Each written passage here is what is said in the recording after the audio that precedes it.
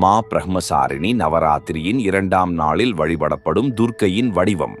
அவள் பெயர் 2 சமஸ்கிருத சொற்களிலிருந்து வந்தது. பிரம்ம என்றால் தவம், பரம சத்தியம். சாரிணி என்றால் நடப்பவள் அல்லது பின்பற்றுபவள்.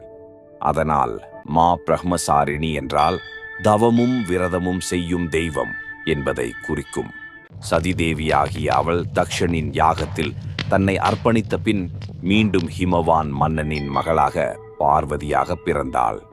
சிறு வயது முதலே பார்வதி சிவபெருமானை ஆழமாக நேசித்தாள். அவரை திருமணம் செய்ய வேண்டும் என்று ஆசைப்பட்டாள். நாரதர் அவளிடம், சிவபெருமான் உன் பக்தியை ஏற்க நீ கடினமான தவம் செய்ய வேண்டும் என்று கூறினார்.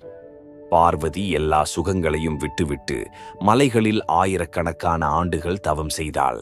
ஆரம்பத்தில் பழங்களும் மலர்களும் மட்டுமே உண்டு வாழ்ந்தாள். பிறகு இலைகளில் மட்டும் வாழ்ந்தாள். இறுதியில் இலைகளையும் கைவிட்டு முழுமையான விரதம் இருந்தாள். கடுமையான பசி, குளிர், சிரமம் எல்லாவற்றையும் தாங்கியும் அவளது மனம் ஒருபோதும் குலையவில்லை. அவளுடைய இந்த நிலையான பக்தியைக் கண்டு சிவபெருமான் தோன்றி, உன் உறுதி என்னை நெகிழச் செய்தது. நான் உன்னை என் துணைவியாக ஏற்றுக்கொள்கிறேன் என்று அருளினார். அப்படியே பார்வதிமா பிரம்மசாரிணி என்று அழைக்கப்பட்டாள். அவள் வெள்ளை உடை அணிந்தவளாகவும், வலது கையில் ஜபமாலை, இடது கையில் கமண்டலு தண்ணீர் பானை பிடித்தவளாகவும், காலணியின்றி எளிமையுடன் நடப்பவளாகவும் வர்ணிக்கப்படுகிறாள்.